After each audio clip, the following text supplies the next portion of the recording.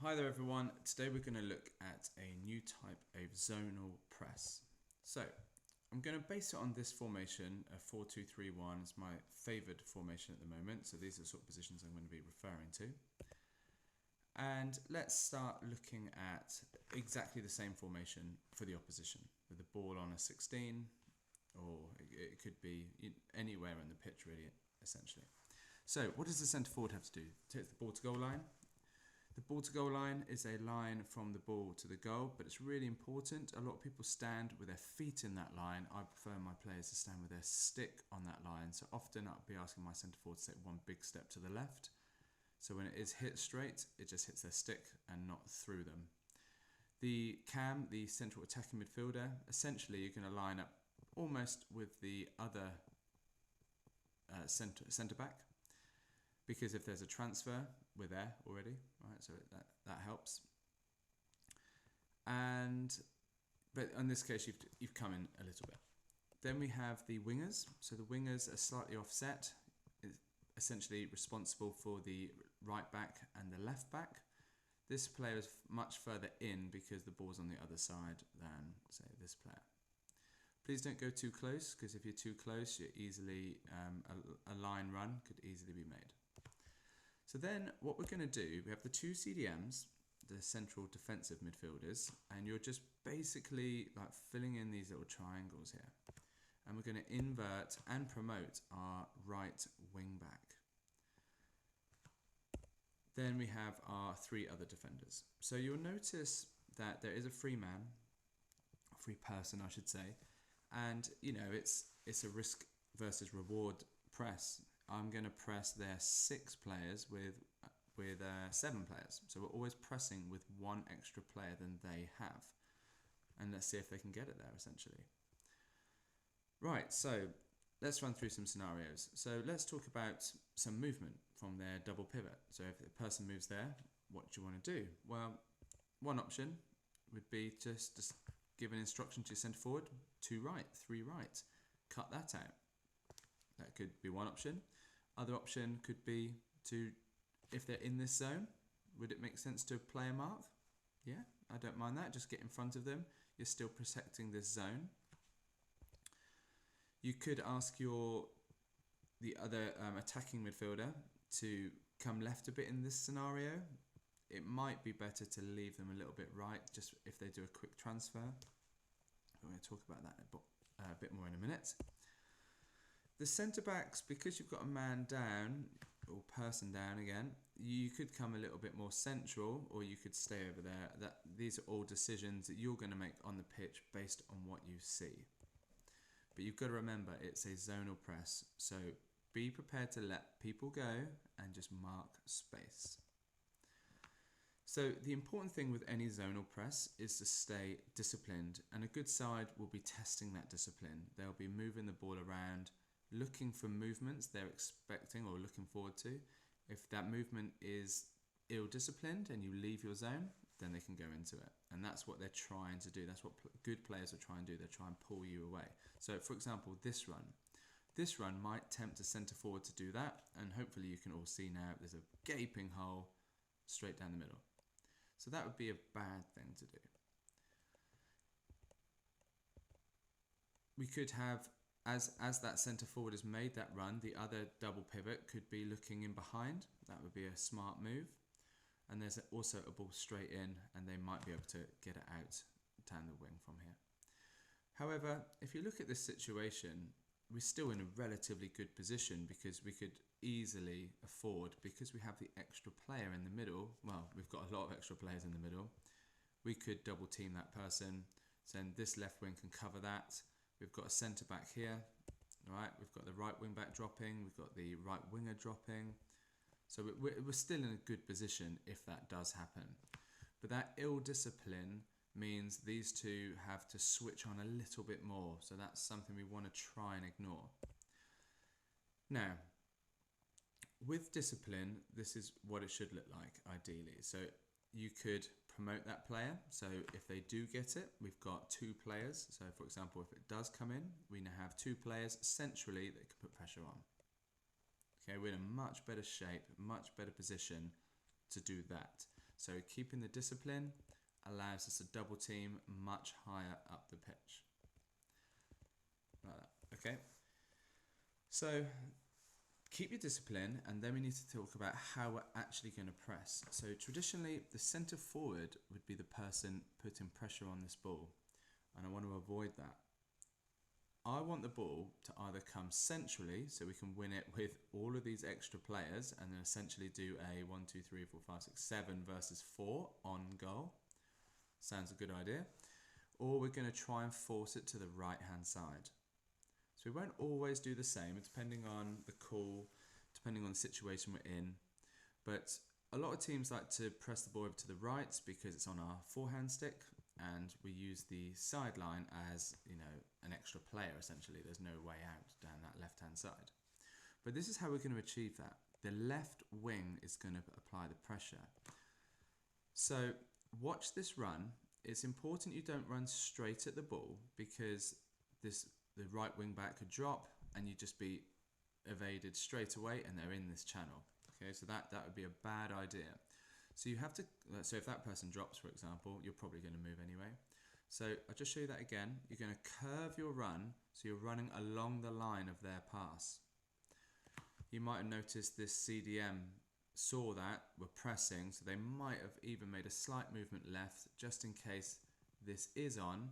But what's a player going to do? As soon as you see that pressure, they look at their player, it's not on. A good player's straight away going to go, right, let's get it out. I'm being pressured from the right, let's get it out, or can we go centrally? So that is how we're going to press from the left wing back. Sorry, the left winger is going to curve their run and put pressure and try and force the ball in centrally, where we have a huge number advantage, or transfer, and we'll try and pin it in the corner. Okay, so let's have a look. So if it comes in centrally, that's no problem. We can double team. All right, that's what we're always looking to do, to double team. We can start thinking defensively here, just in case they do get through. Now our numbers are good. Obviously the other CDM can take this player. We're man for man, player for player, however you want to describe it. We're in a good position. If they don't force it in, let's make that run happen again. So if they don't force it in, they might go wide. Again, this is about discipline. We're not chasing the ball down, because this is not where we want to win it. We want to try and pin it. So as it moves over, so this would all happen at the same time, is we'd move over. Notice that this player, starting over here, has continued their run, saying, you're not passing it back. We're committing now to this side. Our other midfielders and our inverted wing back would also move over. Obviously the purples are going to do something, but for the sake of the animations, I just left them there. But remember, it doesn't really matter where they go, because we're marking space, we're marking zonally. And if they enter your zone, you're just going to stand in front of them essentially, or you'll direct them left foot, right foot to your front line if you don't want to follow them into the zone. This is probably the trickiest bit. So because the ball is on the left, you're going to have to swap roles. The deepest player should always be marked. And then here we go. Because of our discipline, we've said you can't really pass it forward. There's not many good options through here. So we're going to allow you to do this. And this is when, again, we're double teaming. The left wing, the centre back, really important, okay? Get in front of the player. Your job is to make sure, if they are able to pass it down the line, get in front. It's so annoying if two people put pressure on the ball, they quickly panic, pass it down the line, and you're waiting behind them, just giving them a free pass. It's infuriating. So please make sure you front mark that player. Even if you have to leave them, who cares? Just front mark, get the ball, and find a teammate as early as you can. Again, our other three players from our second layer of our zone will move across, and our left wing back will come over. If their forwards move, at this moment you're player marking, but here's the high risk. These players will come over. Of course they will. This player will come over, this player will come over. This player will probably occupy some sort of area, and we are technically leaving them unmarked. But that person's got huge pressure on them. Anything in here we should gobble up. This person's not going to quickly be enough to chuck an aerial, for example, over here. It should be pretty safe. The bit we're really leaving ourselves open for, and the high risk, is that. That pass there would be devastating for this press. So our left wing back, that's all your job is. You make sure that doesn't happen. And then we've pinned it in. If we win it here, again, we've got 7 players against 1, 2, 3, 4, maybe 5. It's a great opportunity to score lots of goals. It's a bit riskier because you're pressing with an extra player, but high risk, high reward, right? If it goes correct. So how would it look like? What would it look like if they're playing a diamond? Actually, this is the preferred formation to play against. So exactly the same setup. It's just a lot easier. It's a lot less risky, essentially. So you could promote the CDM here, right? That wouldn't be a bad idea. They've come into the zone. You could think, do you know what? I'm going to ask my centre forward to leave the ball to goal line and mark that zone. And then the CDM, I should say, I'll take a deeper ball to goal line. So they've not really got any options down the middle at all. They've got a transfer option, that's fine, we're going to allow that and we'll shift across. And just remember, when you shift across, you don't run at the ball, you run the same direction as the ball. We've got no risk here. This is much better to play against a diamond than the previous formation. Again, we're going to put pressure on our left. Because of this extra player here, you know, we could allow this person to drift now, just in case that somehow they think, do you know what? I don't care if you're coming at me, I'll try and find a pass here. We're still in a good position to recover from it or intercept it. So that's good. Against a 3-2-3-2, now here's a question for the team. Do you want to go full risk and press a 7 versus 5? Or do you want to be a little bit more conservative but still press with an extra number? So if we're going full risk, 7 versus 5, this person doesn't have to worry about a centre-back. So you can just say, do you know what? I'll take this pass. And the right wing can just tuck in a lot more. You could tuck in even further and leave this wing back to drop if you wanted to. Or just much further and have this person free. But you can see if it gets through, we're stuffed. There's 5 against 3. So this is high risk, high reward, like seriously high risk and seriously high reward. Because if you win the ball here, it's 7 versus 3. So we're in. Okay, so that's something you might start the game with, or if you're 3 or 4 nil up, for example, and you can take a few more risks, you might try this. Or if you want to be a little bit more conservative, the right wing takes the winger. This player, instead of, because you haven't got this centre back to worry about, you just drop. It leaves our wing back, our right wing back, to still be inverted, but just take a little bit more of a defensive role. And we're still a player up. This player is free to look at the danger, move left and right, and command this person without worrying about anyone. So again, this press is good.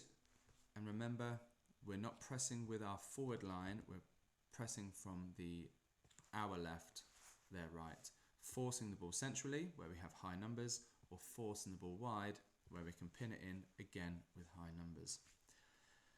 Right, so the important thing is discipline and moving in line with the ball. You will have players that will just have a rush of blood and run at the ball and ruin the whole thing, but that's learning, okay? As long as you don't shout at them and you just ask them to reflect, then they'll soon get the hang of it. All right, best of luck everyone.